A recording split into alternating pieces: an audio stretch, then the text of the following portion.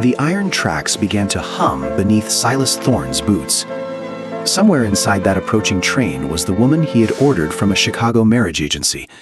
He had asked for a plain wife, but what stepped off that train would change his ranch, his daughter, and the secret hidden inside one iron-bound trunk.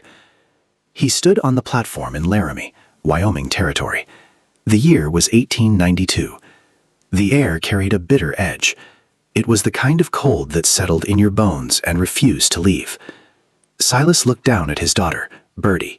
The 4-year-old was unusually quiet. She was clutching her rag doll, Martha. Her tiny knuckles were white. Her eyes were fixed on the horizon, searching for a ghost. "Do you think she'll like me, Papa?" Bertie whispered. Silas looked down at her and forced a smile. "Any woman with sense will love you before she ever loves this ranch." The wind swept down from the Medicine Bow Mountains. It smelled of ancient pine and the sharp, metallic promise of an early snow. Silas adjusted the brim of his sweat-stained Stetson. He was 36 years old. In the dark glass of the station window, he saw a stranger staring back. His face was a map of hard winters. His skin was etched by the brutal, unforgiving sun of the high plains. He had been a widower for 3 long, silent years. The silence was the loudest thing on the ranch. It filled the corners of the house. It sat at the dinner table where his wife, Sarah, used to pray. The ranch felt too big for one man and a child. The rooms felt hollow. Bertie needed a mother's touch. She needed someone to tell her that the wind wasn't a monster. Silas needed more than a worker. He needed a partner who didn't mind the grit of life. He needed a woman who understood that survival was a daily choice. He had written to an agency in Chicago. The ink had been thick, his words blunt. He had been very specific. He asked for a plain woman. Sturdy, resilient. A woman who could bake bread, mend clothes, and face a hard winter without breaking. He did not want silk, lace, or city softness. The Wyoming frontier had no mercy for fragile flowers. A massive column of black smoke finally stained the gray sky. The Union Pacific locomotive roared toward the station. The steam billowed out in great white clouds. It obscured the wooden platform. Silas squinted through the gray mist. The train groaned to a screeching halt.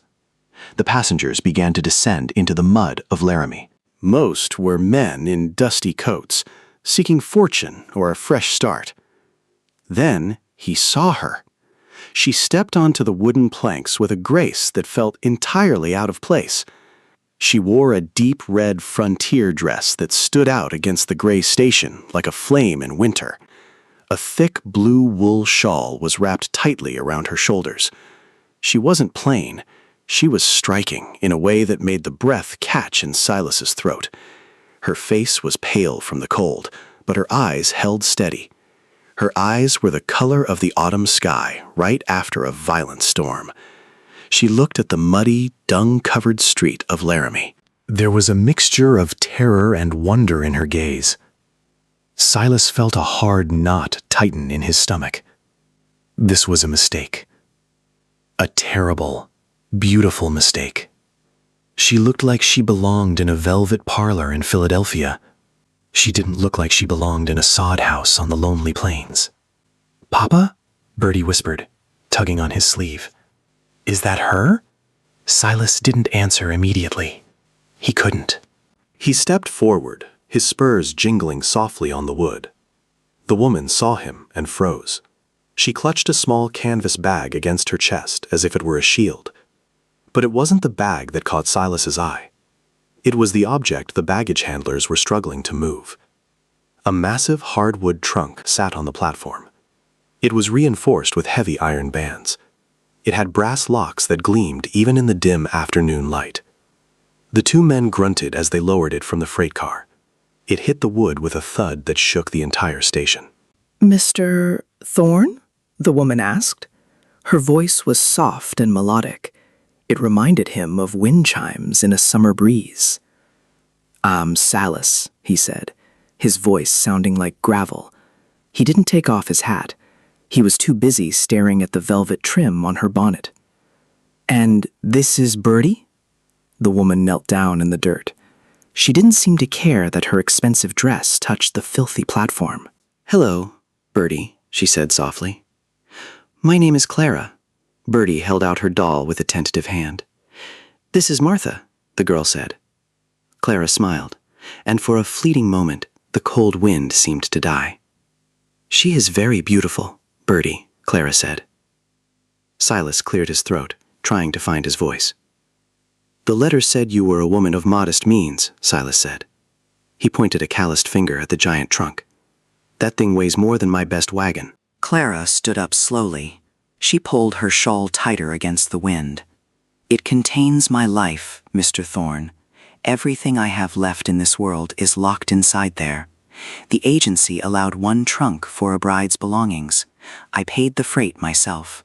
No one asked questions once the bill was settled." Silas looked at her delicate, unblemished hands. They were soft.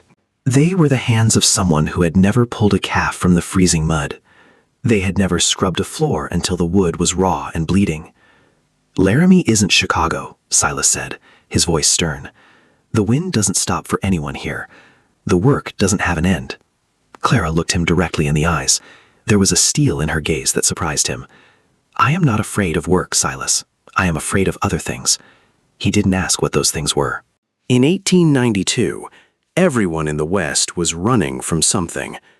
Back east, money troubles were already spreading like smoke before a fire. Banks whispered of collapse. Families with grand names were beginning to hide their fear behind locked doors. He hoisted the trunk with the help of a station hand. His muscles strained with the effort. The trunk felt like it was filled with lead, or perhaps gold. He dismissed the thought as a fool's dream. Gold was for miners and gamblers. He was a cattleman. They loaded the trunk into the back of the buckboard wagon. The horses shifted and whinnied under the sudden weight. The ride back to the Thorne ranch was shrouded in silence. The sun was dipping low behind the jagged peaks. It painted the prairie in shades of burning orange and bruised purple. The buffalo grass was brittle and dry. The cattle stood like silent statues in the vast distance. Bertie sat between them on the bench. She kept stealing glances at Clara. She was fascinated by the way Clara smelled. The woman smelled of lavender and something sweet, like honey. She did not smell like the ranch. When they reached the ranch, the house looked smaller than Silas remembered. It was a sturdy structure built of timber and fieldstone, but it lacked the warmth of a woman's presence. The curtains were yellowed and thin. The porch had a loose board that groaned with every step. Silas carried the heavy trunk into the small, spare room. "This is yours," he said shortly. "We'll be married by the circuit rider when he passes through on Sunday. Until then, you are a guest in this house." Clara looked around the Spartan room. There was only a simple bed and a washstand with a cracked basin. "Thank you," she whispered, her voice barely audible. That night, Silas sat by the fireplace. He cleaned his Winchester rifle by the flickering light of a tallow candle. He could hear Clara moving in the room behind the thin wall. He heard the distinct, heavy click of a lock. Then, the sound of a lid opening with a groan. He wondered why a plain bride would need so many secrets. The next morning, the harsh reality of the frontier set in. The temperature had plummeted below freezing overnight. A thin layer of jagged frost covered the pump in the yard. Silas went out to the barn long before the first light. When he returned, the kitchen was unexpectedly warm. The smell of frying salt pork and bitter coffee filled the air. Clara was standing at the iron stove. She had tied a coarse, oversized apron over her garnet dress. Her sleeves were rolled up, revealing pale forearms. She was clumsy with the heavy iron skillet, but she was persistent. Bertie was already sitting at the table. The girl's hair, usually wild from sleep and prairie wind, was braided neatly into two perfect plaits. "I didn't ask you to cook yet," Silas said, hanging his coat. Clara didn't turn around. "A house needs a breakfast to find its soul," she replied, "and a child needs a mother's hand to feel safe." Silas sat down in silence. The coffee was strong enough to wake the dead. The eggs were slightly burnt on the edges. It was the most magnificent meal he had eaten in 3 years. As the days passed, a strange rhythm formed between them. Clara was a fast, desperate learner. She learned how to keep the fire roaring against the drafts. She learned how to stretch a bag of flour to last a month. But she never spoke of Chicago. She never mentioned why a woman like her would come to a place like this. One afternoon, a neighbor named Miller rode by. Miller was a man who traded in gossip as much as he did in cattle. He saw Clara handing damp laundry on the line. He pulled his horse up and let out a low whistle. "Found yourself a real lady, didn't you, Silas?" Miller laughed. "She looks like she's worth a pretty penny in a city auction." Silas felt a sudden, sharp flash of protective anger. "She's my wife-to-be, Miller. Keep your eyes on your own fences and off my porch." Miller pointed a gloved finger at the window of the spare room. "I saw that trunk through the glass when I passed the other day. That's a city box, Silas." "Fancy locks and iron bands. You sure you know what kind of woman you brought into your home? Maybe she's running from the Pinkertons. Or maybe she's running from a husband who's still breathing." Silas felt a cold seed of doubt take root in his chest. He looked at Clara. She was struggling with a heavy, wet bedsheet. The wind was trying to rip it from her small hands. She looked so fragile against the vast, empty horizon. That evening, Silas found Birdie crying in the shadows of the barn. "What's wrong, little bird?" The girl held up her rag doll. Martha's arm had been ripped clean off. "I broke her," Birdie sobbed. "Mama made her for me before she went away. Now she's ruined forever." Silas felt the words cut deeper than any knife. He could mend a gate, he could shoe a horse, he could stitch a torn saddle. But he did not know how to mend the last soft thing his wife had left behind. Clara appeared in the barn doorway. She did not rush. She did not scold. She simply knelt in the straw and held out both hands. "May I see her, sweetheart?" Clara asked. Birdie handed over the doll as if she were handing over a wounded child. Clara studied the torn arm, then looked into Birdie's wet eyes. "Nothing loved is ever truly ruined," she said softly. "Sometimes it only needs patient hands." They went into the spare room. Silas stood in the doorway, his hat twisting slowly in his hands.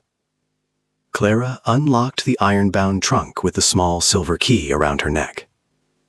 Inside were books, letters, folded dresses, and a small velvet pouch.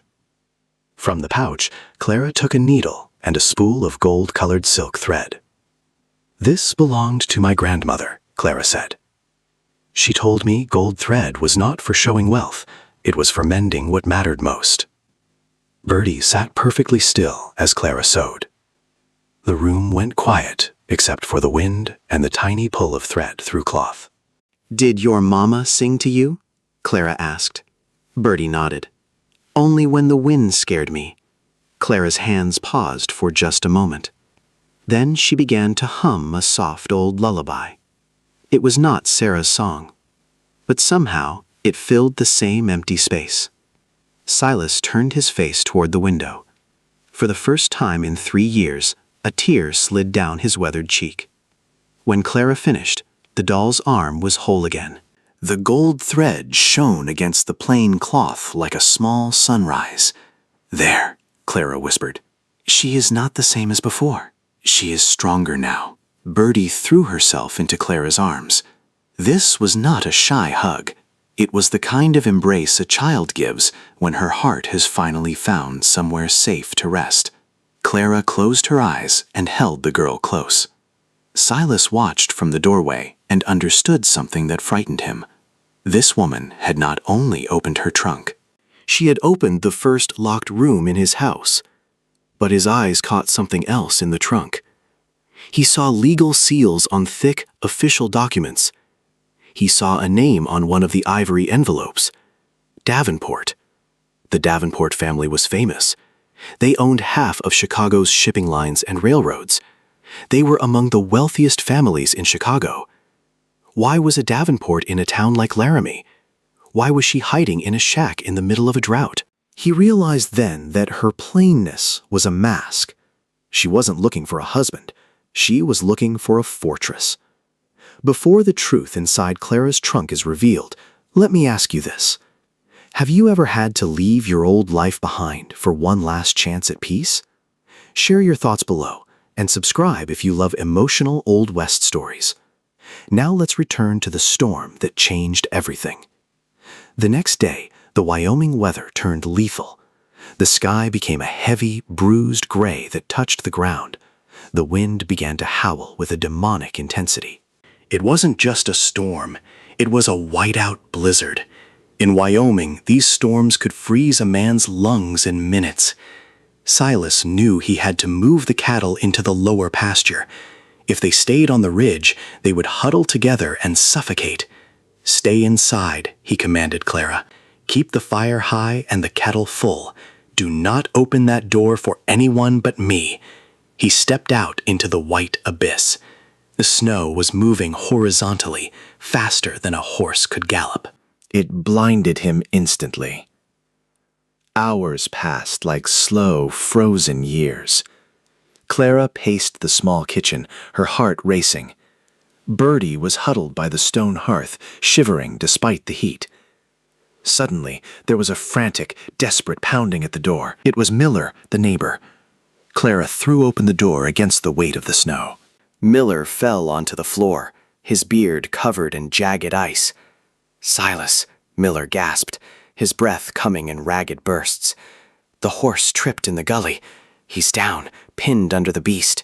His leg is trapped. The snow is burying him alive." Clara didn't hesitate for a single second. She didn't look like a fragile city flower now. She looked like a soldier preparing for a final stand. "Stay here with Bertie," Clara told Miller. "But you're just a woman," Miller shouted, his eyes wide. "You'll die before you reach the fence line." Clara didn't listen. She ran to the spare room and flung open the trunk. She did not grab silk or jewelry. She grabbed a coil of rope, a small flask of whiskey, and the heavy leather gloves she had bought for the journey west. She threw on Silas's old sheepskin coat. Then she tied one end of the rope around her waist and fastened the other end to the porch post. She had heard Silas tell Bertie that no one should step into a whiteout without a lifeline. Now that lesson might save them both. Clara stepped into the screaming fury of the wind. She followed the faint trail of Miller's horse before the snow erased it. The cold was a physical blow to her chest. It sucked the very breath from her lungs. She found the gully by following the broken fence line and Miller's fading tracks. She saw the dark, thrashing shape of the horse. Silas was trapped underneath, his face a ghostly gray. He was losing consciousness as the frost claimed him. "Silas!" she screamed into the gale. He opened his bleary eyes. He saw her through the swirling white chaos. "Go back," he croaked, his voice failing. "You'll freeze to death out here." Clara didn't move an inch toward safety. She could not lift the horse. No one her size could have. So she did the only thing she could do. She dug at the packed snow around Silas's trapped leg with her gloved hands. She wedged a fallen branch under the saddle and pulled with all her strength. The horse shifted only an inch. It was enough. Silas dragged himself free with a cry that was swallowed by the storm. Clara pressed the flask to his lips, then pulled his arm across her shoulders. They moved like a single, wounded animal through the heart of the storm. The wind tried to knock them down. The ice tried to blind them, but Clara wouldn't let go. When they finally reached the house, Miller helped them inside. They stripped off the frozen, stiff clothes. It was the kind of frontier danger people remembered in whispers, not with glory, but with gratitude for surviving. Clara wrapped Silas in every blanket they owned. She rubbed his hands with her own until the color returned. "Why?" Silas whispered, looking at her with tear-filled eyes. "Why did you risk your life for a man you barely know?" Clara sat on the edge of the bed, her own hands trembling. "I home away from me." The next morning, the world was white. blinding and silent. The storm had passed, leaving a desert of snow. Silas sat in his chair, his leg tightly bandaged. Clara stood before him, the leather folder in her hand. "I have to tell you the truth," she said. "My name is Clara Davenport.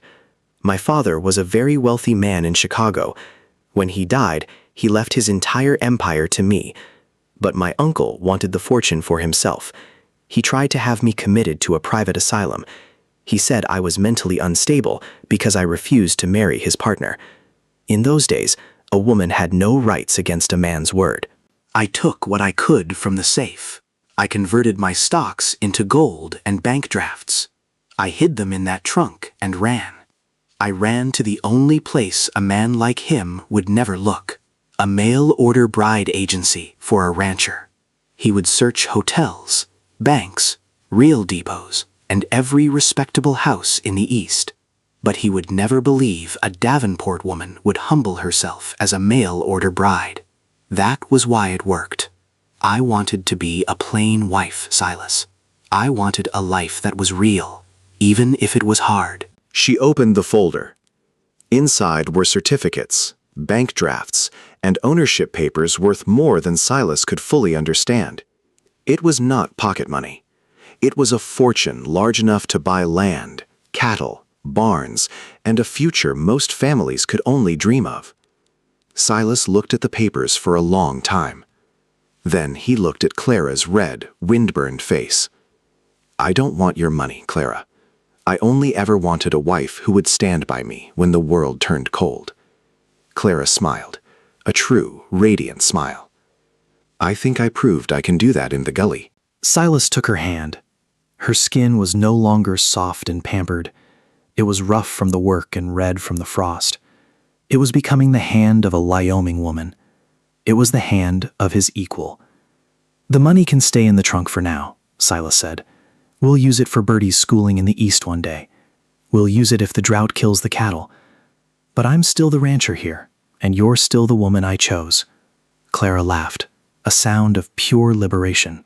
"I wouldn't have it any other way." On Sunday, the circuit rider finally arrived through the slush. The snow was melting into the thirsty earth. The sun was shining with a rare, brilliant warmth. They stood on the porch of the small house. Bertie stood between them, wearing a new dress. Clara had sewn it from the fine blue silk found in the trunk. The girl held her mended doll, the gold thread gleaming. "Do you, Silas Thorne, take this woman to be your wedded wife?" "I do," Silas said, his voice steady as a mountain. He looked at Clara. He didn't see a rich lady from Chicago. He saw the woman who had dragged him out of the grave. He saw the woman who had brought light back into his daughter's eyes. "And do you, Clara, take this man?" "I do," she whispered, her voice filled with a new strength. Bertie looked up at Clara with trembling lips. She had been holding one word inside her heart all week. "Mama?" she whispered. Clara covered her mouth as tears filled her eyes. Then she knelt and pulled Bertie into her arms. "Yes, sweetheart," Clara whispered. "If you'll have me." They didn't have a fancy cake or a grand ballroom. They had a simple dinner of pot roast and potatoes. Miller came over and apologized for his suspicious mouth. He brought a bottle of expensive whiskey to celebrate the union. As the stars began to blanket the prairie, Silas and Clara sat on the porch. The trunk had been moved to the hallway. It was now a bench where Bertie sat to put on her shoes. It was no longer a chest of secrets. It was the foundation of a family. Bertie was fast asleep inside, dreaming of queens and gold thread. Silas put his heavy arm around Clara's shoulders. The Wyoming wind was still blowing across the grass, but for the first time in 3 years, it didn't feel cold. "Are you truly happy here, Clara?" Silas asked softly. She leaned her head against his shoulder. She looked out at the vast, dark, and beautiful land. It was a dangerous place. It was an unforgiving place, but it was finally home. I am more than happy, Silas Thorne. For the first time in my life, I am free. They stayed there for a long time, watching the moon rise. Two souls who had found each other against all odds. A cowboy who had lost his way in the silence. A bride who had hidden a fortune to find a heart. Life on the frontier would never be easy for them. There would be more blizzards and lean years of drought. There would be the struggle for justice in a wild land. But they had the trunk. And more importantly, they had the courage to love. If this story touched your heart, please give it a thumbs up and subscribe for more emotional Old West stories. Thank you for spending this evening at the Thorne Ranch. Next time, we'll uncover a hidden map inside a Kansas Bible. Until then, keep your fire warm and your heart open. Good night, and God bless.